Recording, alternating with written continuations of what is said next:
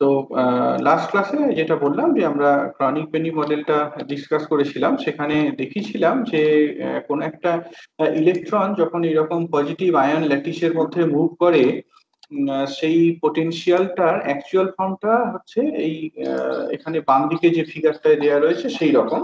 সেটাকে আমরা মডেল করতে পারি এই রকম ফর্মে, ডান দিকে যে ফিগারটা দেখতে পাচ্ছ এইরকম ফর্মে জিনিসটাকে মডেল করা যেতে পারে। এটাই বেসিক্যালি ক্রনিক পেনি মডেলের পোটেনশিয়াল। ক্রনিক পেনি মডেলের পোটেনশিয়ালটা হচ্ছে এইটা। এই পোটেনশিয়ালটা আমরা শ্রোডিঙ্গার ইকুয়েশন অ্যাপ্লাই করেছিলাম, বাউন্ডারি কন্ডিশন কাজে লাগিয়েছি, বাউন্ডারি কন্ডিশন গুলো কাজে লাগিয়ে একদম ব্রিফলি আমি চলে যাচ্ছি। বাউন্ডারি কন্ডিশন গুলো কাজে লাগিয়ে আমরা এইরকম একটা কনক্লুশন পেয়েছিলাম যে beta square minus alpha square by two alpha beta sine এখানটায় হাইপারবোলিক হবে, এটা মিসিং, সাইন হাইপারবোলিক এখানটায় কোসাইন হাইপারবোলিক হবে। এই 5 নম্বর ইকুয়েশনটা পেয়েছিলাম। এবার যদি আমরা কিছু প্র্যাকটিক্যাল কেসের কথা কনসিডার করি, সেক্ষেত্রে দেখবো যে ভি জিরো ভ্যালুটা ইজ লার্জ এনাফ আর বি ভ্যালুটা very small, but V zero into B এইটা ফাইনাইট। তো এই অ্যাপ্রক্সিমেশনটা, এই প্র্যাকটিক্যাল কনসিডারেশনটা যদি 5 নম্বর ইকুয়েশনের মধ্যে ঢোকানো যায়, তাহলে ইকুয়েশনটা এইখানে যে 6 নম্বর একটা ইকুয়েশন দেওয়া হয়েছিল সেরকম ভাবে রিডিউসড হয়ে যাবে। 6 নম্বর ইকুয়েশনের মতো জিনিসটা রিডিউসড হয়ে যাবে। P sine alpha by alpha A cosine alpha A equals to cosine K. এটাকে আমরা প্লট করতে পারি। এটাকে যদি প্লট করি তাহলে এনার্জি লেভেল গুলো কেমন সেই সম্পর্কে একটা ধারণা পাবো। আমরা জানি যে এই ইকুয়েশনের ফিজিবল সলিউশন সেক্ষেত্রেই এক্সিস্ট করবে যখন তোমার left side of the equation is bound between plus minus one. 6 নম্বর ইকুয়েশনের বাম দিকটা যদি প্লাস মাইনাস ওয়ান এর মধ্যে থাকে, তবেই এখান থেকে আমরা একটা ফিজিবল সলিউশন পাবো। অর্থাৎ সেই সলিউশন গুলোই অ্যালাউড যে এনার্জি সেই অ্যালাউড এনার্জি সম্পর্কে ধারণা দেবে। এর বাইরে যদি ভ্যালুটা থাকে, 6 নম্বর ইকুয়েশনের বাম দিকের টার্মটার ভ্যালুটা যদি প্লাস ওয়ান বা মাইনাস ওয়ান এর বাইরে থাকে, সেক্ষেত্রে ন্যাচারালি ইকুয়েশনটাকে আমরা সলভ করতে পারবো না, এবং that will give rise to the concept of forbidden gap. আমরা এখানে সেই গ্রাফটাকে প্লট করেছিলাম পি এর কোনো একটা ভ্যালু নিয়ে, একটা জাস্ট ভ্যালু নিয়ে জিনিসটাকে প্লট করা রয়েছে। এবার এই প্লটটা থেকে কোন কোন জিনিস কনক্লুড করা যায় সেইগুলো নিয়ে আমরা ডিসকাস করছিলাম। প্রথমত ডিসকাস করেছিলাম যে energy spectrum of the electrons consists of a number of allowed energy bands separated by forbidden regions। আমাদের এই ফিগারটাতে যে শেডেড রিজিয়ন গুলো দেখতে পাচ্ছ, সেই শেডেড রিজিয়ন গুলো corresponds to the allowed energy band, আর যেগুলো আনশেডেড পার্ট রয়েছে সেইগুলো corresponds to the forbidden energy band. এরপর আরেকটা পয়েন্ট আমরা এখান থেকে কনক্লুড করেছিলাম যে এই অ্যালাউড ব্যান্ডের উইথ গুলো সেটাও খুব ক্লিয়ারলি ভিজিবল এই গ্রাফটা থেকে। সব বইতে এটাকে খুব পরিষ্কার করে দেখানো থাকে না, পার্টিকুলারলি যারা এসপি কুইলার বইটা ফলো করছো, এসপি কুইলার বইটাতে ছবিটা একেবারেই ভুলভাল আঁকা আছে। ডেকারের বইটা ফলো করতে পারো, বা আমার এই যে গ্রাফটা আমি এখানে দেখিয়েছি সেখানে খুব ক্লিয়ারলি জিনিসটাকে পিকচার করা রয়েছে। এখানে শেডেড রিজিয়ন গুলোর দিকে তাকাও, দেখতে পাচ্ছ যত আমরা হায়ার আলফা এর ভ্যালুর দিকে যাচ্ছি, এই শেডেড রিজিয়নের যে উইথটা সেইটা বাড়তে থাকছে। অর্থাৎ we can conclude that the with of the allowed energy bands increases with increase in the value of alpha A, that is with increasing energy. Naturally, the width of the forbidden gap will be decreased. Forbidden gap এর যে এনার্জিটা সেই এনার্জিটা forbidden গ্যাপটা, সেই forbidden গ্যাপের উইথটা কমতে থাকবে। তারপর থার্ড একটা পয়েন্ট, ইম্পর্টেন্ট পয়েন্ট আমরা কনক্লুড করেছিলাম, যেখান থেকে এইমাত্র এই কোয়েশ্চেন করলে আমি সেটাকে বোধহয় বোঝাতে পারলাম যে পি ভ্যালুটা থেকে কিন্তু আমরা দেখতে পারি যে তোমার এই এনার্জি ব্যান্ডটা কিভাবে কন্ট্রোল হচ্ছে। যদি পিটা জিরো হয়, অর্থাৎ V zero height of the potential barrier যদি খুব স্মল হয়, ইলেকট্রন গুলো ন্যাচারালি ফ্রি ইলেকট্রনের মতো বিহেভ করবে, তাদের এনার্জিটা কন্টিনিউয়াস হবে, সেখানে ফরবিডেন গ্যাপের কোনো আইডিয়াই থাকবে না। অন দি আদার হ্যান্ড, এটা যদি খুব লার্জ হয়, এটা যদি ইনফিনিটি হয়, ভি জিরোটা বেরিয়ার হাইটটা will be very large. Barrier height যদি ভেরি লার্জ হয়, তাহলে আমরা ইলেকট্রনটাকে অনেকটা ওয়ান ডাইমেনশনাল পার্টিকেল বা particle confined in one D potential box এরকম ভাবে ভাবতে পারি। সেক্ষেত্রে আমরা দেখে এসেছি আগের সেমিস্টারে এনার্জি গুলো ডিসক্রিট হবে। সেক্ষেত্রে কিন্তু এনার্জি ব্যান্ড ব্যান্ড সম্পর্কে কোনো রকম আইডিয়া থাকবে না। ব্যান্ড এনার্জি ব্যান্ড আর ডিসক্রিট এনার্জির মধ্যে তফাৎটা নিশ্চয়ই বুঝতে পেরেছো। ব্যান্ড বলতে আমরা বলতে চাইছি একটা range of energy, whereas discrete energy বলতে একটা সার্টেন ভ্যালু অফ এনার্জি, সেইটাকে বোঝানো হচ্ছে। আমরা আগে তিনটে মেনলি এই তিনটে পয়েন্টই ডিসকাস করেছিলাম। আম, এটাই। এরপর যদি তোমাদের কোনো কোয়েশ্চেন না থাকে তাহলে আমরা আজকের পাঠগুলো শুরু করতে পারি। ইনফ্যাক্ট এটা কন্টিনিউয়েশন বলতে পারো।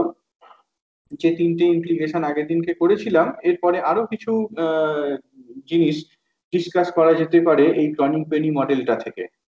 4 নাম্বার পয়েন্ট হিসাবে এখানে যেটাকে আমরা হাইলাইট করেছি সেটা হচ্ছে ডিসকন্টিনিউইটিস ইন দি পিকে কার্ভ। খেয়াল করে দেখো, এতক্ষণ পর্যন্ত কিন্তু আমরা বেসিক্যালি 6 নাম্বার ইকুয়েশনটার বাম দিকটা নিয়ে কথা বলছিলাম।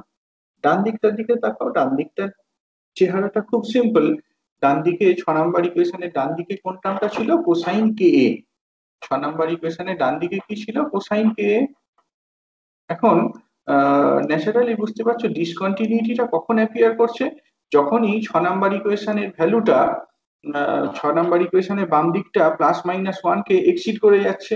তাহলে কোসাইন কে এই ভ্যালুটা যদি +-1 হয়, তাহলে সেই জায়গাতেই এনার্জি স্পেকট্রামের ডিসকন্টিনিউটি অ্যারাইজ করবে। যদি কোসাইন কে এর ভ্যালুটা +-1 হয়, আমরা এনার্জি ভার্সাস কে কার্ভ যদি দেখি, সেই এই কে কার্ভের ডিসকন্টিনিউটিজ will appear for which cosine ka equals to +-1। তো ন্যাচারালি +-1 টাকে আমরা এইভাবে লিখতে পারি কোসাইন n ইন্টু পাই, যেখানে n টা কোন একটা integer 1 2 3 etcetera, that readily is k equals to n pi by a। তাহলে এখান থেকে আমরা বলতে পারি, ইনফ্যাক্ট nটা তোমার +-1 ও হতে পারে, হ্যাঁ, +-1 +-2 +-3 এটসেট্রা। তাহলে আমরা বলতে পারি যে discontinuities in the EK curve appears for k values equal to n pi by a।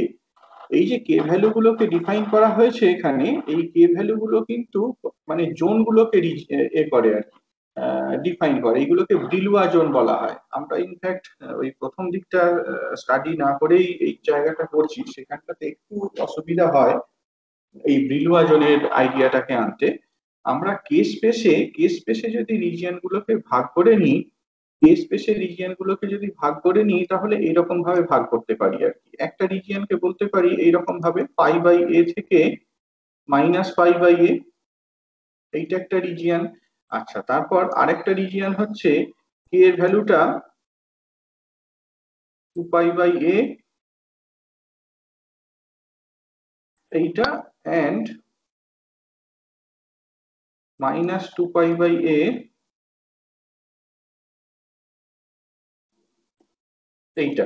অর্থাৎ এই যে রিজিয়নটা, এইটা একটা রিজিয়নকে রিপ্রেজেন্ট করে, এটা একটা জোনকে রিপ্রেজেন্ট করে। কে স্পেসে ওয়েভ ভেক্টর স্পেসে এই যে রেঞ্জটা, সেই রেঞ্জটা একটা জোনকে ডিফাইন করে, যেটাকে আমরা ফার্স্ট ব্রিলুয়া জোন বলি। তাহলে ফার্স্ট ব্রিলুয়া জোনের বাউন্ডারিটা কি? একটা হচ্ছে পাই বাই এ আর একটা -পাই বাই এ। কে ভ্যালুটা যদি +-পাই বাই এ এর মধ্যে থাকে, সেইটা ডিফাইন্স দি ফার্স্ট ব্রিলুয়া জোন। একই রকম ভাবে কে ভ্যালুটা পাই বাই এ থেকে 2 পাই বাই এ এবং -পাই বাই এ থেকে -2 পাই বাই এ, এই যে রিজিয়নটা টেকেন টুগেদার, হ্যাঁ, দুটোকে একসাথে নিয়ে বলছি, এই যে রিজিয়নটা, সেই রিজিয়নটা সেকেন্ড ব্রিলুয়া জোনকে ডিফাইন করে। তো এইটাই এখানে বলা হয়েছে আর কি, যে কে ভ্যালুস গুলো define the boundaries of the first second third Brillouin zone. It must be noted, আমরা পরে স্লাইডে ফিগারটা আছে সেখানে যাব, এখান থেকে আমরা নোট করব যে only half of the complete EK curve টা পাওয়া যায়। হ্যাঁ, একটা রেঞ্জ যদি ডিসকাস করি, ধরো সে 0 টু পাই বাই এ বা pi by A to 2 pi by A, এই যে রিজিয়নটা, সেটা বেসিক্যালি কি তোমার ইকে কার্ভের হাফ পার্টকে রিপ্রেজেন্ট করবে, বা half of the Brillouin zone সেই জিনিসটাকে রিপ্রেজেন্ট করবে। তাহলে first zone extends from -pi by A to +pi by A.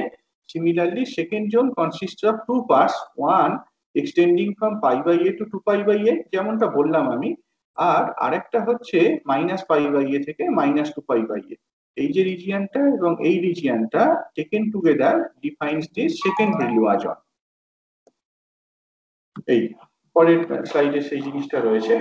Within a given energy band the energy is a periodic function of K. Naturally এনার্জিটা তোমার একটা একটা এর মধ্যে যদি কনসিডার করি, একটা এনার্জি একটা তোমার রেঞ্জের মধ্যে যদি এনার্জিটার ভেরিয়েশন দেখি, তাহলে দেখতে পাবো যে সেইটার মধ্যে একটা পিরিয়ডিসিটি রয়েছে। If one replaces K by K plus 2πn/a, সেটা সেটা ইনফ্যাক্ট তোমরা ওই কোসাইন ফাংশনটা নেচারটা থেকেই ফলো করতে পারছো। কোসাইন কে এ, এইখানে দেখো কেটাকে যদি আমরা এইভাবে রিপ্লেস করতাম কে প্লাস 2πn/a, যদি কেটাকে আমরা এরকম ভাবে রিপ্লেস করতাম, তাহলে দেখো ভ্যালুটা কিন্তু কোসাইন কেই থাকতো, ভ্যালুটা কোসাইন কেই থাকতো, তাই না? সেই জন্য এই কথাটা বলা হয়েছে যে for a given energy band the energy is a periodic function of K if one replaces k by k plus 2πn/a where n is an integer, cosine k would remain the same. cosine k এর ভ্যালুটা তাহলে একই রকম থাকতো। in other words k is not uniquely defined. তাহলে আমরা বলতে পারি কি এটা কি ইউনিকলি ডিফাইন করা যাচ্ছে না। it is therefore frequently convenient to introduce the reduced wave vector. এই কনটেক্সটে আমরা রিডিউসড ওয়েভ ভেক্টরকে রিপ্রেজেন্ট করি এরকম ভাবে। বেসিক্যালি এইটা আর কি -π/a থেকে +π/a এই রেঞ্জের মধ্যে আমরা সমস্ত এনার্জি গুলোকে দেখানোর চেষ্টা করি। এই যে ছবিটা দেওয়া রয়েছে সেই ছবিটা থেকে পরিষ্কার বুঝতে পারছো। এই যে এইখানটায় তোমার বাম দিকের যে ছবিটা দেখতে পাচ্ছ, বাম দিকের ছবিতে কিন্তু তোমার just half of the Brillouin জোনকে রিপ্রেজেন্ট করা হয়েছে, হাফ অফ দি ব্রিলুয়া জোনকে রিপ্রেজেন্ট করা হয়েছে। এই যে 0 থেকে π/a, এইটা বেসিক্যালি ফার্স্ট ব্রিলুয়া জোনের হাফ পার্টকে রিপ্রেজেন্ট করছে। একই রকম ভাবে π/a থেকে 2π/a, এই যে রেঞ্জটা, এই রেঞ্জটা সেকেন্ড ব্রিলুয়া জোনের অর্ধেকটাকে রিপ্রেজেন্ট করছে। তারপরেরটা একই রকম ভাবে থার্ড ব্রিলুয়া জোনের অর্ধেকটাকে রিপ্রেজেন্ট করছে। এবার যদি আমরা এনার্জিটাকে দেখি, সেই এনার্জিটাকে কিরকম ভাবে দেখাতে পারবো, যদি ইকে কার্ভে এনার্জিটাকে প্লট করা হয়, তাহলে এইরকম ভাবে ভ্যারি করে। এইটা এইটা এইটা এরকম ভাবে যত আমরা হায়ার কে ভ্যালুর দিকে যাচ্ছি, যত হায়ার কে ভ্যালুর দিকে যাচ্ছি, এনার্জিটা তত বাড়তে থাকছে, এনার্জিটা তত বাড়তে থাকছে। তো আমি এখানে যেটা বলতে চাওয়া হলো যে কে ভ্যালুটাকে তো ইউনিকলি ডিটারমাইন করা যাচ্ছে না, অর্থাৎ কেটাকে যদি আমি কে প্লাস 2πn/a এইরকম ভাবে রিপ্রেজেন্ট করতাম, তাহলেও কিন্তু কোসাইন কে এর ভ্যালুটার কোনো রকম চেঞ্জ হতো না। তাহলে এইরকম কাজটা যদি করা হয় যে π/a থেকে 2π/a এবং -π/a থেকে -2π/a, এই রেঞ্জটাকে আমি রিডিউস করে নিলাম two what, two -π/a and +π/a। ঠিক একই রকম ভাবে 2π/a থেকে 3π/a, এই রেঞ্জটাকে রিডিউস করলাম টু ভ্যালু 0 টু π/a। অর্থাৎ এই যে গ্রাফটা রয়েছে, সেই গ্রাফটাকে আমি বেসিক্যালি এই দিকে শিফট করিয়ে নিয়ে এলাম। হ্যাঁ, এই গ্রাফটাকে বেসিক্যালি এই দিকে শিফট করে নিয়ে এলাম আর কি। যদি এরকম রিডিউসড ওয়েভ ভেক্টরের টার্মে জিনিসটাকে প্লট করা হয়, তাহলে ডান দিকে যে ছবিটা দেখতে পাচ্ছ এরকম একটা ফিগার পাবো। প্রথম যে রেঞ্জটা সেটা কি বোঝাচ্ছে, প্রথম রেঞ্জটাও ইকে কার্ভকে বোঝাচ্ছে, যেটা কিনা ফার্স্ট ব্রিলুয়া জোনের জন্য অ্যাপ্লিকেবল। তারপরেরটা কি, তারপরেরটা ইকে কার্ভকে রিপ্রেজেন্ট করছে, যেটা সেকেন্ড ব্রিলুয়া জোনের জন্য অ্যাপ্লিকেবল, এন্ড সো অন। এটাই এখানে দেখানো হয়েছে আর কি। হ্যাঁ, within a given energy band energy is a periodic function of K. যদি আমরা কেটাকে কে প্লাস 2πn/a এইরকম ভাবে রিপ্লেস করি, তাহলে কোসাইন কে এর ভ্যালুটা একই রকম থাকে। অর্থাৎ কেটাকে আমরা ইউনিকলি ডিটারমাইন করতে পারছি না, সেই জন্য এই কেটাকে রিডিউসড ওয়েভ ভেক্টরের টার্মে রিপ্রেজেন্ট করা হয়। ঠিক আছে, এইখানটায় যেটা বললাম বোঝা গেছে? আসো তো সবাই লাইনে নাকি? হ্যালো, স্যার, হ্যাঁ হ্যাঁ বলো বলো। স্যার আপনি বললেন যে সেকেন্ড ব্রিলুয়া জোনে -π/a থেকে -2π/a ওটাও থাকবে, তো ওটা হ্যাঁ তো হ্যাঁ গ্রাফে এটা, লিখবো। হ্যাঁ হ্যাঁ এই যে প্রথম প্রথম যে ফিগারটা দেখতে পাচ্ছ, বাম দিকে যে ফিগারটা, বাম দিকে যে ফিগার, সেখানে কিন্তু ব্রিলুয়াজনের অর্ধেক পার্টকেই দেখানো হয়েছে।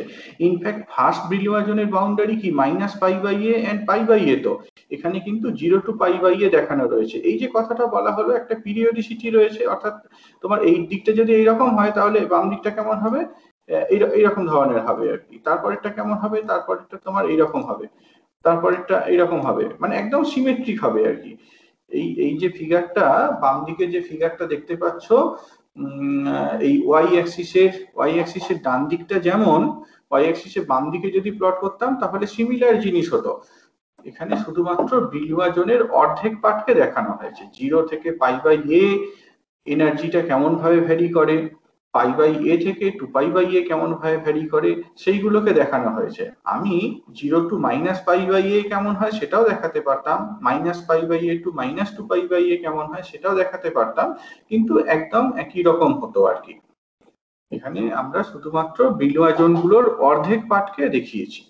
এবার সেই কে ভ্যালু গুলোকে যদি রিডিউসড ফর্মে রিপ্রেজেন্ট করা হয়, অর্থাৎ অর্থাৎ তোমার এই যে pi by A to 2 pi by A, minus pi by A to minus 2 pi by A, এটাকে আমরা রিডিউসড ফর্মে যদি রিপ্রেজেন্ট করি, what does it mean? Reduced ফর্মে যদি রিপ্রেজেন্ট করা হয়, এই কথাটার মানে কি বোঝাচ্ছে বলতো? এইখানে তুমি এটাকে কি 0 বলছো, এটা K equals to 0, K equals to pi by A, আর এখানে কি তোমার মাইনাস পাই বাই এ রয়েছে। প্রথম যে ছবিটা সেটা তাহলে এইরকম ধরনেরই হবে, এইটা নিয়ে কোনো কনফিউশন নেই।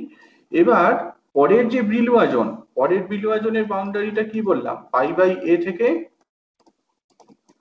2 পাই বাই এ, আর মাইনাস পাই বাই এ থেকে মাইনাস 2 পাই বাই এ। এবার কে এর পিরিয়ডিসিটিটা কত, কে এর পিরিয়ডিসিটিটা দেখো, k plus 2 pi N by এ, পিরিয়ডিসিটিটা কত, 2 পাই বাই এ। তাহলে তুমি যেটাকে 0 বলছো সেটাকে কি 2 পাই বাই এ দিয়ে রিপ্লেস করতে পারো, পারো না? যেটাকে তুমি 2 পাই বাই এ বলছো সেটাকে কে ইকুয়ালস টু 0 দিয়ে রিপ্লেস করতে পারো। তাহলে পাই বাই এটাকে কি দিয়ে রিপ্লেস করতে হবে, মাইনাস পাই বাই এ দিয়ে রিপ্লেস করতে হবে, রাইট? এটাকে তাহলে minus pi by A reduced ফর্মে যদি লিখতে চাও তাহলে মাইনাস পাই বাই এ দিয়ে লিখতে হবে। এবার তাহলে তুমি এই যে গ্রাফটা, এই গ্রাফটাকে কেটে বসাও না। এই যে ভ্যালুটা রিডিউসড ফর্মে যখন বলছো এটাকে কত বলছো, 0 বলছো, রাইট? রিডিউসড ফর্মে যখন বলছো 2 পাই বাই এ, এইটাকে তো 0 বলছো, আর এই ভ্যালুটাকে তখন কত রিড করছো, minus pi by A read করছো। দেখো ঠিক সেই জিনিসটাই হচ্ছে, জাস্ট গ্রাফটাকে যদি উল্টো করে তুমি কেটে বসাও তাহলে এইরকম হবে। ন্যাচারালি অন্য সাইডটা কেমন হবে, এরকম ধরনের হবে।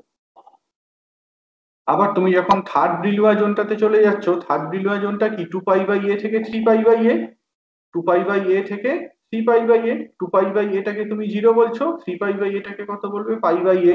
তাহলে এটাকে যদি তুমি 0 টু পাই বাই এর মধ্যে কেটে বসাও এইরকম হবে। এই যে এই জিনিসটাকে যদি তুমি এই কে স্পেসে কে ইকুয়ালস টু 0 তে নিয়ে চলে আসো তাহলে এইরকম হবে। ন্যাচারালি তার বাম দিকটাকেও সিমেট্রিক করে দেখাও, এরকম ভাবে রিপ্রেজেন্ট করতে পারবে।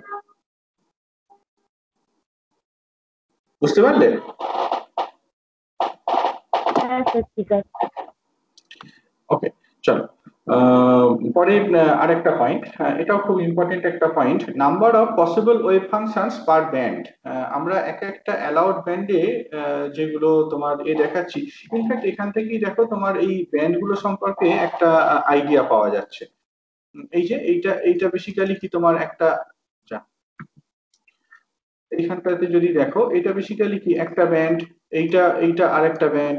এই যে রেঞ্জটা, এটা কি তাহলে একটা ফরবিডেন ব্যান্ডকে রিপ্রেজেন্ট করছে। হ্যাঁ, একই রকম ভাবে এই যে রেঞ্জটা, এই রেঞ্জটা একটা ফরবিডেন ব্যান্ডকে রিপ্রেজেন্ট করছে, তার কারণ এই রেঞ্জের কোনো রকম এনার্জি নেই।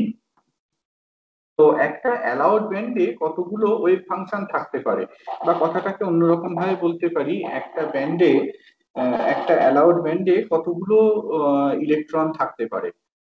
সেইটা আমরা এখান থেকে এই আইডিয়াটা থেকে বের করে ফেলতে পারি আর কি। তো এই জিনিসটাকে যদি আমাদের বের করতে হয় তাহলে বাউন্ডারি কন্ডিশন অ্যাপ্লাই করতে হবে।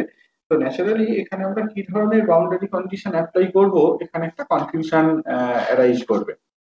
যদি আমরা প্রপার বাউন্ডারি কন্ডিশন অ্যাপ্লাই করতে পারি তাহলে we can calculate the number of possible wave functions per band. ঠিক আছে, এখানে আমরা কিন্তু অ্যাজিউম করে নিয়েছি যে ক্রিস্টালটা infinite, but it will be necessary to investigate the consequence of imposing boundary conditions.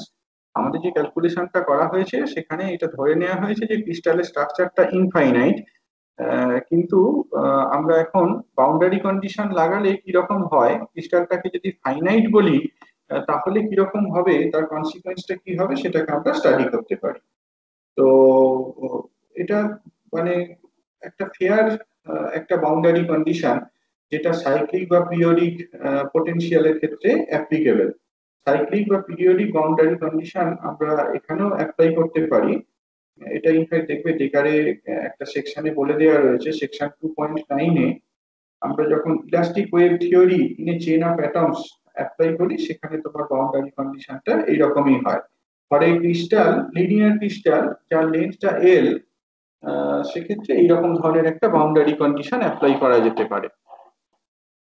এরকম ধরনের একটা বাউন্ডারি কন্ডিশন আমরা অ্যাপ্লাই করতে পারি। সাই of x plus L equals two Sai x. ধরে নাও যে ক্রিস্টালটা ফাইনাইট, যার লেন্থটা হচ্ছে সাম এল।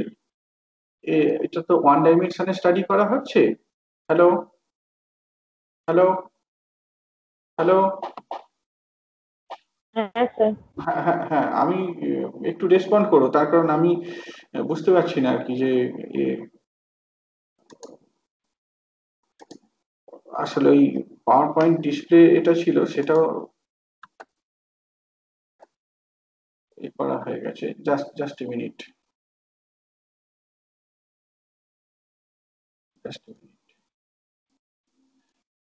ওকে। তো এখানে যেটা বললাম যে ধরো তোমার ক্রিস্টালের লেন্থটা ফাইনাইট, হ্যাঁ, এইরকম আর কি। এর লেন্থ ওয়ান ওয়ান ডাইমেনশনে আমরা তো জিনিসটাকে পড়ছি। ধরো এইটা হচ্ছে এক্স ইকালস টু 0 আর এইটা হচ্ছে এক্স ইকালস 12। তো এইরকম ধরনের আমরা একটা বাউন্ডারি কন্ডিশন অ্যাপ্লাই করব যে at any x at any x ওই ফাংশনটা ধরো সাই এক্স, আর এখান থেকে যদি আমরা এক্স প্লাস এল, এখানে যে পজিশনটা সেটা হচ্ছে এক্স প্লাস এল, সেইখানে ওই ফাংশনটা হচ্ছে সাই এক্স প্লাস এল, এই দুটো সমান। এই যে বাউন্ডারি কন্ডিশন, এটা কিন্তু কোথায় অ্যাপ্লিকেবল? এইটা বেসিক্যালি সাইক্লিক কেসে বা তোমার পিরিয়ডিক কেসে অ্যাপ্লিকেবল। যখন আমি ফ্রি পার্টিকেল পড়ানোর সময় বক্স নর্মালাইজেশন পড়িয়েছিলাম কিনা আমার ঠিক মনে নেই, সেটা একটু দেখতে পারো বা এস এন ঘোষালের বইটা থেকেও ফলো করতে পারো। আমরা যখন ফ্রি পার্টিকেল পড়ি সেখানে এইরকম ধরনের বক্স নর্মালাইজেশন কনসেপ্টটাকে অ্যাপ্লাই করি আর কি। তো যাই হোক, এখানে ধরো এরকম ধরনের একটা বাউন্ডারি কন্ডিশনকে নিয়ে নেওয়া হলো, সাই of x plus L equals two Sai x. তাহলে রেডিলি আমরা এখান থেকে কি দেখতে পাচ্ছি? সাই এক্সটা কেমন নেওয়া হয়েছিল? সাই এক্সটা তো তোমার block block function. Sai extra block function E to the power I K x into U K x. এবার যদি এটাকে এক্স প্লাস এল এ অ্যাপ্লাই করো, তাহলে এক্সটাকে এক্স প্লাস এল দিয়ে রিপ্লেস করে দাও। হ্যাঁ, সাই এক্স প্লাস এল হবে E to the power I K X plus L into U K X plus L. হয়েছে? এবার দেখো যে সাইটা ইউটা তো তোমার পিরিওডিসিটি কন্ডিশনটাকে স্যাটিসফাই করে। আমরা দেখে এসেছি যে ইউকে এই ফাংশনটা পিরিওডিসিটি কন্ডিশনটাকে স্যাটিসফাই করবে, অর্থাৎ U K X is same as U K X plus L. এই দুটোকে বাদ দিয়ে দাও। এবার এখানে তাহলে দেখতে পাচ্ছ E to the power I K X plus L সমান E to the power I K X. That implies E to the power I K L equals to 1 equals to E to the power I into 2n pi. যেখান থেকে আমরা কে ভ্যালুটা কত হবে এটা বলে দিতে পারি 2n pi by L. Okay. এবার number of possible wave function তাহলে কতগুলো? D D N. এই এনটা, এন এর এক একটা ভ্যালুর জন্য এক একটা ওয়েভ ফাংশন পাবো। ডি এন যদি ক্যালকুলেট করো, it will be L by 2 pi into D K. এবার এইটাকে আমরা say first Brillouin zone by A reduced wave vector এই রেঞ্জের মধ্যে যদি ইন্টিগ্রেট করে দিই, কি পাবো? মাইনাস পাই বাই এ থেকে প্লাস পাই বাই এ এই রেঞ্জের মধ্যে যদি এই জিনিসটাকে ইন্টিগ্রেট করে দিই, তাহলে ম্যাক্সিমাম এন ভ্যালু পেয়ে যাব। সেটাকে যদি ক্যালকুলেট করো দেখতে পাবো এটা হচ্ছে এল বাই এ। এল বাই এ, এখানে এই এল লেন্থের মধ্যে ধরে নাও এন সংখ্যক অ্যাটমস রয়েছে। হ্যাঁ, এইরকম ভাবে অ্যাটম গুলো রয়েছে ইন এ পিরিয়ডিক অ্যারেঞ্জমেন্ট। এটা একটা অ্যাটম, এদের মধ্যে সেপারেশনে, এদের মধ্যে সেপারেশনে, প্রত্যেকটা যে কোনো দুটো পাশাপাশি অ্যাটমের মধ্যে সেপারেশনটা হচ্ছে এ। তাহলে টোটাল লেন্থটা যদি এল হয়, এন সংখ্যক অ্যাটম থাকলে ন্যাচারালি বুঝতে পারছো L by A is same as N. তাহলে এনটা এখানে বেসিক্যালি কি রিপ্রেজেন্ট করছে? এনটা তাহলে ওই তোমার এই ল্যাটিস পয়েন্ট গুলোকে রিপ্রেজেন্ট করছে। অনেক সময় এরকম ভাবে বলা হয় it is basically the number of unit cells. এটা ইউনিট সেলের নাম্বারকে রিপ্রেজেন্ট করছে। তাহলে আমরা এখান থেকে কনক্লুড করতে পারলাম যে total number of possible wave functions in any energy band is equal to the number of unit cells. আমরা যে জিনিসটা ক্যালকুলেট করতে চাইছিলাম, number of possible wave functions per band, সেটা আমরা দেখালাম কিসের সাথে সমান, সেইটা basically number of unit cells in এইটার সাথে সমান। এবার এখানে যেগুলো বলা রয়েছে এখান থেকে আরো কিছু জিনিস এই করা যায়, কনক্লুড করা যায়। আমরা কিন্তু ক্যালকুলেশনটা করার সময় ইলেকট্রনটা যে একটা spin half particle Pauli's exclusion principle follow করে সেই জিনিসটার কথা কনসিডার করিনি। According to Pauli exclusion principle আমরা তাহলে বলতে পারি electron one state can at most be occupied by one electron. এবার যেহেতু এখানে তোমার ইলেকট্রনের স্পিনটাকে হিসাবের মধ্যে নেওয়া হয়নি, আমরা যে ওয়েভ ফাংশনটার কথা বলছি সেই ওয়েভ ফাংশনটা দুটো ইলেকট্রনের সাথে অ্যাসোসিয়েটেড হতে পারে, একটা সে স্পিন আপ ইলেকট্রন আর একটা স্পিন ডাউন ইলেকট্রন। সেই জন্য এই কথাটাকে এরকম ভাবে বলা হয়েছে যে as a result of the spin of the electrons and the Pauli exclusion principle each wave function can be occupied by at most two electrons. অর্থাৎ আমরা ওখানে যে নাম্বারটা ক্যালকুলেট করেছিলাম n, actually that should be 2n। Each energy band provide space for a maximum number of electrons equal to twice the number of unit cells. প্রত্যেকটা energy ব্যান্ডে তাহলে 2 into n সংখ্যক ইলেকট্রন থাকতে পারে, যেখানে nটা হচ্ছে নাম্বার অফ ইউনিট সেলস। এইটা কি অন্যভাবে বলা আছে যে if there are 2n electrons in a band the band is completely filled. একটা পার্টিকুলার এনার্জি ব্যান্ডকে আমরা কখন ফিল্ড ব্যান্ড বলবো, যদি এই ক্রিস্টালটার মধ্যে n সংখ্যক ইউনিট সেল থেকে থাকে, এনার্জি ব্যান্ডের মধ্যে 2n সংখ্যক ইলেকট্রন থাকলেই আমরা বলবো যে সেই এনার্জি ব্যান্ডটা ফিল্ড। আদারওয়াইজ যদি 2n এর থেকে কম থাকে তাহলে কি সেটা পার্সিয়ালি ফিল্ড, হ্যাঁ, বা পার্টলি ফিল্ড বলতে পারো, পার্টলি এমটি। এই যে জিনিসটা, এটার একটা বিশাল ইমপ্লিকেশন রয়েছে যখন আমরা পরে মেটাল, ইনসুলেটর এবং সেমিকন্ডাক্টরের মধ্যে তফাৎটা ডিসকাস করব। ঠিক আছে, ক্রনিক পেনি মডেলের ইমপ্লিকেশন গুলো পরিষ্কার হয়েছে। মোটামুটি ভাবে ক্রনিক পেনি মডেলের ইমপ্লিকেশন নিয়ে যেগুলো বলার ছিল সেইগুলো শেষ। যদি ডাউট থাকে বলো।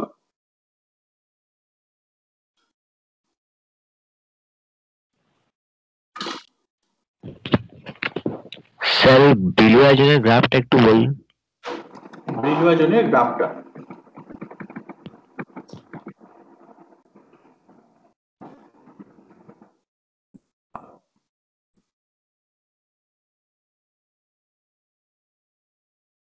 এইটা এইটা তাই তো? হ্যাঁ হ্যাঁ, হ্যাঁ, কোন কি কি বলবো বলো, কোন কোন জিনিসটা বলবো? মানে ওই যে পার্ট পার্ট ওয়াইজ যে ভাগটা করলেন ওটা একটু বলবেন। পার্ট পার্ট বলতে এখানে যেটা বললাম তখনও, যে তোমার এই বাম দিকে যে ফিগারটা দেখতে পাচ্ছ, এখানে দুটো ফিগার রয়েছে। তো বাম দিকে যে ফিগারটা, সেই ফিগারটা আমরা বেসিক্যালি ব্রিলওয়াজনের অর্ধেক পার্টে এনার্জিটা কেমন ভাবে ভ্যারি করে সেইটাকে দেখানো হয়েছে। হাফ অফ দি ব্রিলওয়াজনে এনার্জিটা কিভাবে ভ্যারি করে সেইটাকে দেখানো হয়েছে। যেমনটা এখান থেকে দেখতে পাচ্ছ যে 0 টু পাই বাই এ, এটা বেসিক্যালি কি তোমার ফার্স্ট বিলিয়জনের অর্ধেক পার্টকে রিপ্রেজেন্ট করছে। তারপরে যে জায়গাটা সেটা বেসিক্যালি সেকেন্ড বিলিয়জনের অর্ধেক পার্টকে রিপ্রেজেন্ট করছে, এন্ড সো অন। আমি যদি বাকি পার্টটাকেও দেখাতাম তাহলে কেমন হতো, তাহলে একদম জাস্ট এইটার সিমেট্রিক একটা কেস পাওয়া যেত। 0 টু পাই বাই এ যেমন দেখিয়েছি, 0 to minus pi by A similar একটা ফাংশন হতো। যদি আমরা minus pi by A to plus pi minus two pi by A দেখাতাম, সিমিলার আরেকটা জিনিস হতো। এবার এখানে যেটা বলা হলো যে কোসাইন কে এ এই ভ্যালুটা একই রকম থাকে যদি কেটাকে আমরা 2 পাই n/a এইটা দিয়ে রিপ্লেস করতাম। সেই জন্যই এটা কনভেনশনালি যেটা করা হয় যে কে ভ্যালুটাকে এরকম রিডিউসড ফর্মে রিপ্রেজেন্ট করা হয়। কে ভ্যালুটাকে রিডিউসড ফর্মে রিপ্রেজেন্ট করা হয়, অর্থাৎ এখানে যেমন দেখতে পাচ্ছ যে মানে এন্টায়ার জিনিসটাকে মাইনাস পাই বাই এ থেকে প্লাস পাই বাই এর মধ্যে রিপ্রেজেন্ট করা হয়। 2 পাই বাই এটাকে আমরা জিরোতে রিডিউস করতে পারি, 4 পাই বাই এ সেইটাকে আমরা জিরোতে রিডিউস করতে পারি, 6 পাই বাই এ এটাকে আমরা জিরোতে রিডিউস করতে পারি। অ্যাকর্ডিংলি পাই বাই এটাকে যদি 2 পাই বাই এটাকে আমরা জিরোতে রিডিউস করি, এইটাকে যদি জিরোতে রিডিউস করি তাহলে এইটা কিসে রিডিউসড হবে, মাইনাস পাই বাই এতে। 3 পাই বাই এটা কিসে রিডিউসড হবে, it will be reduced to plus pi by A. তাহলে সেকেন্ড ব্রিলুয়া জোনে সেকেন্ড ব্রিলুয়াজনের অর্ধেক পার্টে এই বাম দিকের ফিগারটাই যেটা দেখছো সেটাকে যদি রিডিউস ফর্মে রিপ্রেজেন্ট করা হতো তাহলে কি রকম হতো, এইরকম ধরনের জিনিসটা হতো। 0 to -π/a এর মধ্যে ভেরিয়েশনটাকে বোঝাতো। ন্যাচারালি 0 to π/a এর মধ্যে ভেরিয়েশনটা একদম একই রকম হতো, রেপ্লিকা হতো এটা। আচ্ছা আচ্ছা, ঠিক আছে, এটাকেই বলা হয়েছে। ঠিক আছে ঠিক আছে। এই যে জিনিসটা, প্রথম যে ফিগারটা, সেই প্রথম ফিগারটা কিন্তু তোমার ফার্স্ট বিলিয়জন, দ্বিতীয় ফিগারটা সেকেন্ড বিলিয়জন, থার্ড ফিগারটা থার্ড বিলিয়জন, এইটাকেই বোঝাচ্ছে। কিন্তু এই জিনিসটাকে পুরোটাকেই রিডিউসড ওয়েভ ভেক্টরের টার্মে রিপ্রেজেন্ট করা হয়েছে, এই আর কি। আচ্ছা ঠিক আছে, চল। ঠিক আছে। আর কারো কোনো কোয়েশ্চেন নেই? বেশ, এবার আমরা পরের টপিকটাতে যাচ্ছি। আরো কি কি কনক্লুশন, আমরা যে জিনিসটা শিখলাম এখান থেকে আরো কি কি কনক্লুশন ড্র করা যায় সেইটা দেখো। মোশন অফ ইলেকট্রনস, হ্যাঁ, ইলেকট্রনের মোশন, সেইটাকে আমরা কিভাবে স্টাডি করতে পারি। এখানে আমরা যেটা দেখলাম যেটা, যে ইলেকট্রনটা তো ফ্রি ইলেকট্রন নয়, ইলেকট্রনটা ফ্রি ইলেকট্রন নয়। কাজেই ইলেকট্রনের যে ভেলোসিটি, ইলেকট্রনের অ্যাক্সিলারেশন, এইগুলো কেমন হবে সেইগুলোকে আমরা স্টাডি করতে পারি। এই এনার্জি ব্যান্ডে কোনো একটা ইলেকট্রনের মোশনের কথা যদি কনসিডার করা হয়, আই মিন পিরিয়ডিক পোটেনশিয়ালের মধ্যে যেমন ধরনের পোটেনশিয়াল আমরা নিয়েছিলাম, সেই পোটেনশিয়ালের মধ্যে একটা ইলেকট্রনের মোশনকে কিভাবে আমরা রিপ্রেজেন্ট করতে পারি, কিভাবে ডেসক্রাইব করতে পারি, সেটা এখন ডিসকাস করবো। ধরে নাও যে তোমার এটা হচ্ছে একটা ফ্রি পার্টিকেল। যদি ইলেকট্রনটা ফ্রি হতো, একটা ফ্রি ইলেকট্রনের কথা কনসিডার করো তো। একটা ফ্রি ইলেকট্রনের ক্ষেত্রে তোমরা জানো ওই ফাংশনটাকে কিভাবে দেওয়া যায়, সাই এক্সটাকে দেওয়া যায় as some a into e⁻⁴ right. এর করেসপন্ডিং আমরা মোমেন্টাম ক্যালকুলেট করতে পারি, মনে আছে? ফ্রি ফ্রি ইলেকট্রন মোমেন্টাম, এর যদি ম্যাগনিটিউড ক্যালকুলেট করো সেটা কত হবে, H cut K. Just use the definition, p equals to কি মাইনাস IH কাট ডেল ডেল এক্স। এই ডেফিনিশন যদি ইউজ করো তাহলে p equals to H cross কে। এবং এনার্জিটা যদি ক্যালকুলেট করতে, সেই এনার্জিটা কত হয়, ফ্রি ইলেকট্রন, কোন রকম পোটেনশিয়াল এনার্জি নেই, so it is p²/2m, naturally h cut square k²/2m। আর এর যদি ভেলোসিটি ক্যালকুলেট করতে, সেই ভেলোসিটি কত হতো, p/m, that is h cross k/m। অর্থাৎ এখান থেকে যেটা দেখতে পাচ্ছ, আমি যদি কে স্পেসে এন্টার জিনিসটাকে, তখন এই ব্রিলুয়া জোনে কেমন হয় সেটাকে ডিসকাস করা হচ্ছে। কে রেসপেক্টে, কে স্পেসে যদি আমরা এনার্জি ভেরিয়েশন, ভেলোসিটি ভেরিয়েশন দেখতাম একটা ফ্রি ইলেকট্রনের জন্য, সেই ফ্রি ইলেকট্রনের জন্য জিনিসটা কেমন হতো, কে রেসপেক্টে যদি আমরা এনার্জিটাকে দেখতাম কেমন হতো বলো। কে রেসপেক্টে যদি আমরা একটা ফ্রি ইলেকট্রনের এনার্জিকে দেখতাম, দেখতে পাচ্ছ এনার্জিটা তো বেসিক্যালি k² সাথে প্রপোর্শনাল, এনার্জিটা k² সাথে প্রপোর্শনাল। কাজে এইরকম ধরনের একটা প্যারাবোলিক রিলেশন দেখতে পেতাম, এরকম ধরনের একটা প্যারাবোলিক রিলেশন দেখতে পেতাম। হ্যাঁ, অন দি আদার হ্যান্ড আমি যদি ওই একই রকম ভাবে ভেলোসিটিটাকে দেখাতাম, এইটা কে as a function of K, যদি আমরা ভেলোসিটিটাকে দেখাতাম তাহলে কেমন হতো, এই যে এখানে যেটা দেখতে পাচ্ছ H cross K by M, K এর সাথে কি লিনিয়ারলি প্রপোর্শনাল, এইরকম ধরনের ভেলোসিটি হতো, ভেলোসিটি গুলো লিনিয়ারলি প্রপোর্শনাল হতো। ভেলোসিটি ভার্সাস কে বা এনার্জি ভার্সাস কে যদি প্লট করতাম একটা ফ্রি ইলেকট্রনের ক্ষেত্রে, তাহলে জিনিসটা এরকম হতো। ফ্রি ইলেকট্রনের ক্ষেত্রে এনার্জিটা k² এর সাথে প্রপোর্শনাল, ফ্রি ইলেকট্রনের জন্য ভেলোসিটিটা কে এর সাথে প্রপোর্শনাল। কিন্তু এইখানে আমরা যেটা করছি সেটা সামথিং ডিফারেন্ট। এখানে আমরা যেটা করছি সেটা কিন্তু আলাদা। আমরা এখানে যে জিনিসটা পেলাম, সেখানে দেখলাম কিন্তু এনার্জিটা জাস্ট k² এর সাথে প্রপোর্শনাল নয়, এনার্জিটা k² এর সাথে প্রপোর্শনাল নয়, রাদার এনার্জিটা কে এর সাথে একটা ডিস্টিংক্ট ভেরিয়েশন দেখায়, যে জিনিসটাকে আমরা এই জায়গাটাতে প্লট করেছি। প্রথম যে ফিগারটা দেখতে পাচ্ছ, প্রথম ফিগারটায় আমরা কে এর ফাংশন হিসেবে এনার্জিটাকে প্লট করেছি। দেখতে পাচ্ছ যে এটা ঠিক এক্সাক্ট প্যারাবোলিক শেপ নেই, অন্তত অ্যাপারেন্টলি অ্যাট এ গ্ল্যান্স যেটা দেখতে পাচ্ছ যে এখানে একটা কি মিনিমা রয়েছে, এই জায়গাগুলোতে বাউন্ডারিতে ম্যাক্সিমা রয়েছে, শুধু তাই তাই নয়, এর কিন্তু দুটো ইনফ্লেকশন পয়েন্টও রয়েছে। আমি সেটাতে পরে আসছি। হ্যাঁ, সোজা কথায় যেটা বলতে চাইলাম, আমরা যদি একটা ইলেকট্রনের মোশন এইরকম পিরিয়ডিক পোটেনশিয়ালে কনসিডার করি, আমরা একটা ইলেকট্রনের মোশন এই এনার্জি ব্যান্ডের মধ্যে ইলেকট্রনের মোশনটার কথা যদি কনসিডার করি, সেটা কিন্তু এইরকম ইকে কার্ভটা ফ্রি ইলেকট্রনের থেকে ডিফারেন্ট হবে। এটাই বলতে চাইলাম।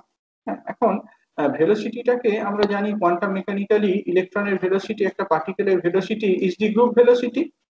একটা পার্টিকেলের velocity is simply the group velocity D omega D K. আবার E equals to H cross omega, E equals to H cross omega, কাজেই পার্টিকেলের ভেলোসিটিটা আমরা এই 1/h×dE কে এইটা থেকে কষে ফেলতে পারি। অর্থাৎ তোমার যদি এই এনার্জিটাকে যদি কে এর ফাংশন হিসেবে ডিফাইন করে দেওয়া থাকে, সেইটার ডেরিভেটিভ নিয়ে তুমি বলে দিতে পারবে ভেলোসিটিটা কেমন। Okay, if the EK curve is given, you can determine the velocity of the electron. এখানে বেসিক্যালি সেই জিনিসটাই দেখানো রয়েছে।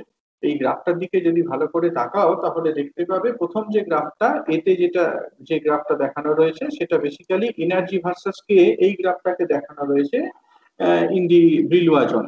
মানে একটা অ্যালাউড ব্যান্ডে এনার্জি ভার্সাস কে গ্রাফটা কেমন হয় সেটাকে এখানে দেখানো আছে। এবার যদি আমরা এখান থেকে ভেলোসিটিটা ক্যালকুলেট করতে চাই, তাহলে আমাদের দেখতে হবে ডিইডি কে এইটা কেমন হয়। দেখতে পাচ্ছ যে এই যে পয়েন্টটা, এই পয়েন্টটা তো এনার্জি ইকে কার্ভের মিনিমা। এই যে পয়েন্টটা হচ্ছে ইকে কার্ভের মিনিমা। তো ন্যাচারালি ডিইডি কেটা তাহলে কি হবে, এই পয়েন্টে জিরো। ইকে কার্ভের যেখানে মিনিমা রয়েছে সেখানে কি ডিইডি কে জিরো হবে, অর্থাৎ ভেলোসিটিটা জিরো হবে। কে ইকুয়ালস টু জিরো হলে ভেলোসিটিটা জিরো হবে। পরিষ্কার হয়েছে? একই রকম ভাবে যখন তুমি এই বাউন্ডারিতে যাচ্ছ, এই এনার্জি ব্যান্ডে যখন বাউন্ডারিতে যাচ্ছ, সেখানে কি হচ্ছে, প্লাস পাই বাই এ বা মাইনাস পাই বাই এ, সেখানে দেখতে পাচ্ছ এনার্জিটার ম্যাক্সিমা রয়েছে। তাহলে একইভাবে সেখানেও ডিইডি কে জিরো। ওয়াই এর যে কোনো পয়েন্টে ম্যাক্সিমা বা মিনিমা থাকলে সেখানে ডিওয়াই ডিএক্স জিরোই হবে, রাইট? এখানেও তাহলে তোমার যেখানে মিনিমা রয়েছে সেইখানে জিরো, আবার যেখানে তোমার এ ম্যাক্সিমা রয়েছে সেইখানেও জিরো। অর্থাৎ একদম centre of the Brillouin zone, সেখানে যেমন ভেলোসিটিটা জিরো, তেমনি boundary of the Brillouin zone, সেইখানেও ভেলোসিটিটা জিরো। ওকে, এবার দেখো তারপরে কি হচ্ছে। এখানে তো তোমার এনার্জিটা বাড়ছে। যখন তুমি কে ইকুয়ালস টু জিরো থেকে এগোচ্ছ, তখন এনার্জিটা বাড়ছে।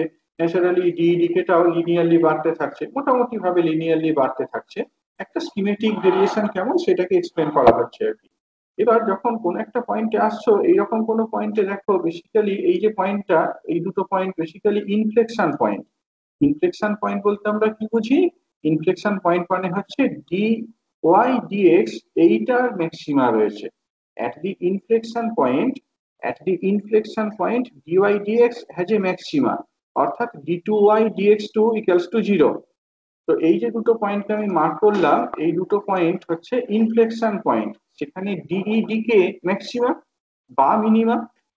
বা মিনিমা এটা যদি স্টাডি করা হয়, তাহলে আমরা দেখব যে এই ইনফ্লেকশন পয়েন্টে ভেলোসিটির ম্যাক্সিমা রয়েছে, আর এইদিকে যে ইনফ্লেকশন পয়েন্ট ইকে কার্ভের, এই যে ইনফ্লেকশন পয়েন্ট যে কে ভ্যালুতে রয়েছে, তার জন্য ভেলোসিটির মিনিমা রয়েছে।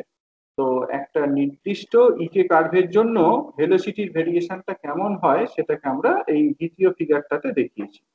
As a function of K যদি ভেলোসিটিটাকে প্লট করা হয়, তাহলে এইরকম ধরনের ভেরিয়েশন হবে। একটা ম্যাক্সিমা পাবো, একটা মিনিমা পাবো, আর তিনটে জিরো পাবো। এটা কিন্তু completely different from the characteristics of A free electron. এই স্লাইডটা ক্লিয়ার হয়েছে? তারপরে স্লাইডে যাবো তাহলে।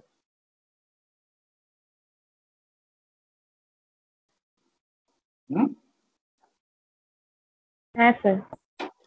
ওকে, চলো ঠিক আছে, পরের স্লাইডটাতে যাওয়া যাক।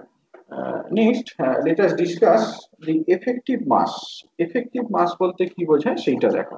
ধরো একটা এরকম ক্রিস্টালের মধ্যে একটা ইলেকট্রন বা ইলেকট্রন গুলো আছে। এবার আমি এই ক্রিস্টালটায় একটা ইলেকট্রিক ফিল্ড অ্যাপ্লাই করলাম, অর্থাৎ ইলেকট্রন গুলো একটা এক্সটার্নাল ইলেকট্রিক ফিল্ড ই কে দেখছে।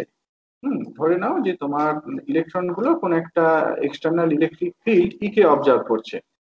তাহলে এই ইলেকট্রন গুলোর মোশনটা কেমন হবে, ইলেকট্রন গুলো কেমন ভাবে অ্যাক্সিলারেটেড হবে, সেটাকে আমরা স্টাডি করে ফেলতে পারি।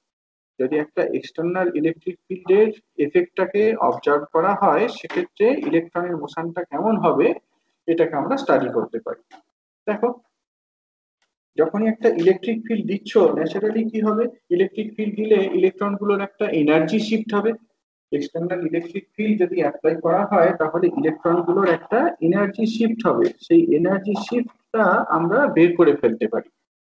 ইলেকট্রন অ্যাপ্লাইড ইলেকট্রিক ফিল্ডটা ধরো সাম এফ, এফটা হচ্ছে অ্যাপ্লাইড ইলেকট্রিক ফিল্ড, যেহেতু ইটা এনার্জি এইটাকে বোঝাতে ইউজ করা হয়েছে, ইটা যেহেতু আমরা এনার্জিটাকে বোঝাতে ইউজ করেছি, সেই জন্য এখানে তোমার এফ দিয়ে ইলেকট্রিক ফিল্ড কে রিপ্রেজেন্ট করা হয়েছে। কেমন, এফটা ধরো তোমার অ্যাপ্লাইড ইলেকট্রিক ফিল্ড, ইটা হচ্ছে তোমার চার্জ অফ দি ইলেকট্রন। কাজেই ফার্স্ট ব্র্যাকেটের মধ্যে যেটাকে আমি লিখেছি সেইটা ফোর্স অন অ্যান ইলেকট্রন, সেইটাকে রিপ্রেজেন্ট করছে। ফার্স্ট ব্র্যাকেটে কোয়ান্টিটিটা E into F represents the force on an electron. Fine. এবার ভিডিটি, ভিডিটি এটা বেসিক্যালি কি, ডিসপ্লেসমেন্ট। ইলেকট্রনের ভেলোসিটিটা ভি, ডিটি টাইমে তাহলে ডিসপ্লেসমেন্ট কতটা হয়েছে, ডিটি টাইমে যে ডিসপ্লেসমেন্টটা হয়েছে সেটা বেসিক্যালি তোমার ভি ইন্টু ডিটি। তাহলে এনার্জি শিফটটাকে খুব সহজভাবে লিখে ফেলতে পারি, এনার্জি শিফটটাকে লিখে ফেলতে পারি as E into capital F into V D T. এটাই হচ্ছে এনার্জি শিফট। ফাইন। দেখো এবার এটাকে ফার্দার কিভাবে রিরাইট করা যায়। ই ইন্টু এফ যেমন ছিল রইলো, ভিটা আমরা আগের এক্সপ্রেশনটা থেকে বসিয়ে দিলাম। আমরা দেখে এসেছি আগের স্লাইডটা থেকে, V is simply 1/h cross D E D K, 1/h cross D E D K, আর ডিটিটা যেমন ছিল সেরকম রইলো। বাম দিকে আগে এই ইকুয়েশনটার বাম দিকে যে ডি টার্মটা দেখছো, সেটাকে ম্যাথমেটিক্যালি এইভাবে চেন রুল দিয়ে লিখে ফেলা যেতে পারতো, ডিইডি কে ইন্টু ডিকে, ডিইডি কে ইন্টু ডিকে। ডান দিকটা যেমন ছিল সেই রকম রইলো। হ্যাঁ, আমরা এই ডিইডি কে এই টার্মগুলোকে বাদ দিয়ে দিতে পারি। তাহলে ডিকে ডিটি এইটাকে লিখতে পারি as E F by H cross, D K D T এইটা simply E F by H cross এইটার সাথে সমান। এটা proceed further. Acceleration of the electron is defined classically, যেভাবে আমরা ইলেকট্রনের অ্যাক্সিলারেশনকে ডিফাইন করি, তেমন it is dvdt. Acceleration of the electron is defined as dvdt. dvdt অর্থাৎ ভিটাকে রিপ্লেস করে দিলাম, ভিটাকে রিপ্লেস করে দিলাম by 1/h cross D E D K, 1/h cross D E D কে। আবার এই যে ডিডিটি অপারেটর রয়েছে, সেই ডিডিটি অপারেটরটাকে আমরা কিভাবে লিখতে পারি, ডিডিটি অপারেটরটাকে লিখতে পারি অ্যাজ ডিকে ডিটি ইনটু এই D D D D D D K into D K D T. ঠিক আছে, সেটাই করা হয়েছে। এখানে কি ডিইডিকে ছিল, সেই ডিইডিকেটা যদি অপারেটেড হয় তাহলে কি হবে, ডি2ইডিকে2 পাবো, আর ডিকে ডিটি যেমন ছিল পড়ে রইল। ডিকে ডিটিটা আগের ইকুয়েশন থেকে আমি এখানে সাবস্টিটিউট করে দিলাম, ইএফ বাই এইচ ক্রস করে দেওয়ার পর দেখতে পেলাম যে অ্যাক্সিলারেশনটাকে এইরকম ভাবে লিখে ফেলা যায়। Acceleration of the electron can be written as E F by H cross square ডি2ই ডিকে2, that is E F by M star. আমরা যদি ক্লাসিক্যালি জিনিসটাকে ভাবতাম, কি হতো, অ্যাক্সিলারেশন সমান কি, অ্যাক্সিলারেশন সমান force by mass, force by mass. তো ন্যাচারালি এইটা যে দেখতে পাচ্ছ, এটা কি বেসিক্যালি ফোর্সকে রিপ্রেজেন্ট করছে, এটা হচ্ছে ফোর্স। তাহলে ডিনোমিনেটরে যেটা আছে সেটা বেসিক্যালি কি মাসকে রিপ্রেজেন্ট করছে। এই এম স্টারটাকে তাহলে লিখতে পারি অ্যাজ, দাঁড়াও বেশ নোংরা লাগছে জায়গাটা দেখতে, আরেকবার আমি লিখছি, এম স্টার যে এফেক্টিভ এটাকে লেখা হয়েছে সেটাকে তাহলে লিখতে পারি as H cut square by ডি2ই ডিকে2। এই জিনিসটাকে আমরা এফেক্টিভ মাস বলে থাকি, এইটাকে এফেক্টিভ মাস বলে থাকি। পরে আমি এই ফ্যাক্টরটা ডিসকাস করব। এফ কে ফ্রি ইলেকট্রন মাস, এমটা যদি ইলেকট্রনের ফ্রি ইলেকট্রন মাসকে রিপ্রেজেন্ট করে, একটা ইলেকট্রন যদি ফ্রি ইলেকট্রন হতো তার মাসটা ধরো M. On the other hand ইলেকট্রনটা যখন এইরকম এনার্জি ব্যান্ডের মধ্যে রয়েছে, তার মাসটা হচ্ছে এম স্টার, তাহলে রেশিওটাকে এরকম ভাবে লেখা যায় M by H star square ডি2ই ডিকে2। এইটাতে আমি পরে আসছি। এখানে যে ক্যালকুলেশনটা দেখালাম, ক্যালকুলেশনটা ক্লিয়ার হয়েছে। যে একটা ইলেকট্রনকে এইরকম একটা ইলেকট্রন ক্রিস্টালের মধ্যে রয়েছে, একটা মেটেরিয়ালের মধ্যে রয়েছে। এইবার যদি আমি একটা ইলেকট্রিক ফিল্ড অ্যাপ্লাই করি, তাহলে কিন্তু তোমার এই ইলেকট্রনের যে এটা মোশনটা, সেটাকে এরকম ভাবে রিপ্রেজেন্ট করা যায়। অ্যাক্সিলারেশনটা যদি আমরা ক্যালকুলেট করি, দেখতে পাবো অ্যাক্সিলারেশনটা হচ্ছে EF by H car square into d2e dk2। এটাকে আমরা ক্লাসিক্যাল ফিচারের সাথে কম্পেয়ার করে দেখতে পাচ্ছি যে তোমার EF বাই এম স্টার, অর্থাৎ মাস অফ দি ইলেকট্রন, সেটাকে কিন্তু একটু নতুন ভাবে বোঝাতে হবে আর কি। এই এম স্টারটাকে বেসিক্যালি এফেক্টিভ মাস বলা হয়, এবং এখানে যেমন ভাবে লেখা হয়েছে M star equals to H car square by d2e dk2। ঠিক আছে, প্রশ্ন থাকলে বলো, এই স্লাইডটায় যদি কোনো প্রশ্ন থাকে বলো।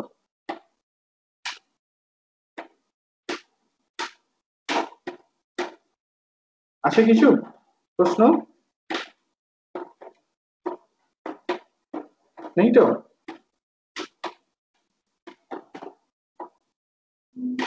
যাই পরের স্লাইডটাতে যাই। Hello hello. না স্যার, ঠিক আছে। ওকে, নেক্সট। এবার দেখো এই এফেক্টিভ মাসের যে ভেরিয়েশন, এই এফেক্টিভ মাসের ভেরিয়েশনটাকে কিভাবে ডিসক্রাইব করে ফেলা যায়। এফেক্টিভ মাসের ভেরিয়েশনটাকে আমরা কিভাবে ডিসক্রাইব করতে পারি, দেখো আমরা তো কোয়ান্টিটেটিভলি জিনিসটাকে ডিফাইন করলাম, M star equals two d2e dk2। আমরা দেখলামও যে এনার্জি ভার্সাস কে, এই প্লটটা এইরকম ভাবে টিপিক্যালি নেওয়া যেতে পারে। এটা একটা রিপ্রেজেন্টেটিভ প্লট, হ্যাঁ। ইকে কার্ভ এইরকম ফিগার এ তে দেখানো হয়েছে। তারপর ফিগার বি তে যেটা দেখানো হয়েছে সেটা বেসিক্যালি ওই আগের কার্ভের ফার্স্ট অর্ডার ডেরিভেটিভ, তাই না? তার কারণ velocity equals to 1/h plus DVD K ডিইডি K. 1/h প্লাসটা তো একটা জাস্ট মাল্টিপ্লিকেটিভ ফ্যাক্টর। তাহলে দ্বিতীয় যে ফিগারটা, সেই দ্বিতীয় ফিগারটা বেসিক্যালি ডিইডি কে প্রথম কার্ভের ফার্স্ট অর্ডার ডেরিভেটিভকে রিপ্রেজেন্ট করছে। এবার যদি প্রথম কার্ভের সেকেন্ড অর্ডার ডেরিভেটিভকে রিপ্রেজেন্ট করি তার রেসিপ্রোকালকে, বা এই যে তোমার দ্বিতীয় গ্রাফটা তার যদি ফার্স্ট অর্ডার ডেরিভেটিভকে রিপ্রেজেন্ট করি, তাহলে কেমন হবে দেখো একটু ভালো করে। এই যে রিজিয়নটা দেখতে পাচ্ছ, এই যে রিজিয়নটা দেখতে পাচ্ছ, এই রিজিয়নটার যদি আমরা ডিইডি কে করতাম, ভেলোসিটি ভার্সাস কে এই গ্রাফটার দিকে তাকাও, ভেলোসিটি ভার্সাস কে এই গ্রাফটার দিকে তাকাও, বি যে গ্রাফটা সেই গ্রাফটার দিকে তাকাও। দুটো ইনফ্লেকশন পয়েন্টকে মার্ক করলাম। এই দুটো ইনফ্লেকশন পয়েন্টের মধ্যে ভিটা অলমোস্ট লিনিয়ারলি ভ্যারি করছে, ভিটা অলমোস্ট লিনিয়ারলি ভ্যারি করছে, এগ্রি? তাহলে তার যদি আবার সেকেন্ড অর্ডার ডেরিভেটিভ নিই, সেটা এইরকম ধরনের একটা ভেরিয়েশনকে রিপ্রেজেন্ট করবে। তার যদি আবার একটা ডেরিভেটিভ নিই, সেটা এইরকম ধরনের একটা ভেরিয়েশনকে রিপ্রেজেন্ট করবে। শুধু ডেরিভেটিভ নেওয়া নয়, সেই সেকেন্ড অর্ডার ডেরিভেটিভটার এনার্জির যে সেকেন্ড অর্ডার ডেরিভেটিভ বা ভেলোসিটির যে ফার্স্ট অর্ডার ডেরিভেটিভ, সেইটা রেসিপ্রোকাল নিতে হবে। সেই রেসিপ্রোকাল নিলে এইরকম ধরনের একটা সিমেট্রিক কার্ভ পাবো। অর্থাৎ এম স্টারটাকে যদি আমরা ইকে কার্ভের দুটো ইনফ্লেকশন পয়েন্টের মধ্যে দেখাই, এম স্টার এফেক্টিভ মাসের ভেরিয়েশনটা যদি আমরা এনার্জি কে ইকে কার্ভের দুটো ইনফ্লেকশন পয়েন্টের মধ্যে দেখাই, তাহলে এইরকম ধরনের একটা ভেরিয়েশন হবে। যত আমরা যদি সেন্টারে থাকি, ব্রিলুয়া জোনটা সেন্টারে থাকি, কে ইকুয়ালস টু 0 কাছাকাছি থাকি, এফেক্টিভ মাসের ভ্যালুটা কম। যত আমরা এই ইনফ্লেকশন পয়েন্টের দিকে যাচ্ছি, এফেক্টিভ মাসটা তত বাড়তে থাকছে। এবার সেলিয়েন্ট ফিচার, ডিস্টিংক্ট ফিচারটা কি দেখতে পাচ্ছ? সেটা হচ্ছে এই জায়গাটাতে, এই যে রিজিয়নটা বাম দিকটায় ইনফ্লেকশন পয়েন্টের ডান দিকে বা ইনফ্লেকশন পয়েন্টের বাম দিকে, এই দুটো জায়গাতে কিন্তু d2e dk2 এই ভ্যালুটা নেগেটিভ, এই ভ্যালুটা নেগেটিভ। হ্যাঁ, এটা এখানে ডিসকাস করা রয়েছে যে effective mass is determined by d2e dk2. This result indicates one's more importance of the EK curve for the motion of the electron. The effective mass is represented as a function of k. আমরা এই C ফিগারটাতে basically effective মাসটাকে k এর function হিসেবে দেখিয়েছি। Shows the interesting feature that m star is positive in the lower half of the energy band. Energy ব্যান্ডের যদি lower হাফটার কথা consider করি, এই যে কথাটা বললাম, দুটো ইনফ্লেকশন পয়েন্টের মধ্যবর্তী রিজিয়নে যদি আমরা এম স্টারটাকে দেখি, দেখতে পাবো সেই এম স্টার ভ্যালুটা positive. But it is negative in the upper half. Inflection point থেকে বাউন্ডারি রিজিয়নটাতে যদি আমরা এম স্টারের ভেরিয়েশনটা দেখি, সেখানে দেখব যে তোমার ভ্যালুটা নেগেটিভ হয়ে যাচ্ছে। At the inflection point, M star almost becomes infinite. Physically speaking, this means that in the upper half of the band, the electron behaves as a positively charged particle. আমরা যখন কনসেপ্ট অফ হোল এই টপিকটার মধ্যে ঢুকবো, সেখানে এই জিনিসটা আরো ডিটেলে ডিসকাস করব। এখান থেকে জাস্ট যে কথাটা বলা হলো যে negative mass of the electron, এই যে রিজিয়নটা দেখতে পাচ্ছ যেখানে ইলেকট্রনের মাসটা নেগেটিভ হয়ে যাচ্ছে, এইটার ইম্পর্টেন্স বা এইটার সিগনিফিক্যান্স হচ্ছে যে ইলেকট্রনগুলো বেসিক্যালি হোল হিসাবে বিহেভ করছে, ইলেকট্রনগুলো পজিটিভলি চার্জ পার্টিকেল হিসাবে বিহেভ করছে। আমরা কিন্তু কনক্লুশনটাকে অন্যরকম ভাবেও বলতে পারি। একটু খেয়াল করে দেখো, এই যে ভেলোসিটি ভার্সাস কে গ্রাফটা দেখানো হয়েছে, দুটো ইনফ্লেকশন পয়েন্টের মধ্যে ভেলোসিটিটা কি হচ্ছে, ভেলোসিটিটা লিনিয়ারলি, অলমোস্ট লিনিয়ারলি বাড়ছে। সোজা কথায় আমরা যদি ইলেকট্রিক ফিল্ড দিই, যদি ইলেকট্রনটা এই দুটো ইনফ্লেকশন পয়েন্ট বা মানে বটম অফ দি ব্রিলুয়া জোনের মধ্যে থাকে, তাহলে আমরা দেখব উইথ গিভেন ইলেকট্রিক ফিল্ড ইলেকট্রনটা কি অ্যাক্সিলারেটেড, ইলেকট্রনটা অ্যাক্সিলারেটেড, অর্থাৎ ইলেকট্রিক ফিল্ড দিয়েছি, ইলেকট্রনের ভেলোসিটিটা বাড়তে থাকছে। কিন্তু এই জায়গাটা খেয়াল করে দেখো কি হচ্ছে, একই ইলেকট্রিক ফিল্ড দেওয়ার জন্য এই রিজিয়নটাতে কিন্তু ভেলোসিটিটা কমতে থাকছে। যদি ইলেকট্রনটা আপার পার্ট অফ দি ব্রিলুয়া জোনে থাকতো, এই গ্রাফ দুটো থেকে দেখতে পাচ্ছ যে with given electric field, electric ফিল্ডের জন্য ভেলোসিটিটা কমছে। সেটা কি করে সম্ভব? ইলেকট্রিক ফিল্ড দিচ্ছি, it should cause some acceleration always to the electron, but ভেলোসিটিটা কমছে। তার মানে কি? তার মানে এটা বেসিক্যালি যেন একটা হোল হিসাবে কাজ করছে, এর ইফেক্টিভ মাসটা তাহলে ক্ষেত্রে নেগেটিভ হয়ে যাচ্ছে। এই কথাটাই এখানে বলা রয়েছে। and electron starts at k equals to 0, একদম bottom of the Brillouin zone এখান থেকে শুরু করলো। when an electric field is applied, the wave vector increases linearly with time until the velocity reaches its maximum value, যতক্ষণ পর্যন্ত না ইলেকট্রনটা এই যে ম্যাক্সিমাম ভ্যালুটা রিচ করে ভেলোসিটিটা, the electron is accelerated by the field, but beyond this maximum the same field produces a decrease in the velocity v, that is mass must become negative in the upper half, upper part of the band। ব্যান্ডের উপরে তাহলে মাসটা নিশ্চয়ই negative হিসাবে behave করছে। আমরা পরে যখন হোলের কনসেপ্টটা ডিসকাস করব, সেখানে কিন্তু এই ইনফরমেশনটা উইল বি ভেরি ইম্পর্টেন্ট। তো কোন একটা ইলেকট্রন কতটা ফ্রি, মানে what is the extent that an electron can be considered to be free, that is measured by the fraction fk। এটাকে ডিফাইন করা হয় as the ratio mass of the electron and the effective mass of the electron। এটাকে যদি আগে formula থেকে recall করার চেষ্টা করো, তাহলে এই রকম হবে। যদি fk ভ্যালুটা 1 হয়, এই কথার অর্থ কি m ও যা m স্টারও তাই, m স্টারটা m এর সাথে সমান, অর্থাৎ ইলেকট্রনটা পুরোপুরি ফ্রি, একদম we have a free electron. On the other hand fk-টা যদি লার্জ হয়, তাহলে fk-টা যদি স্মল হয়, fk-টা যদি স্মল হয়, একের থেকে কম হয়, আমরা কি বুঝবো?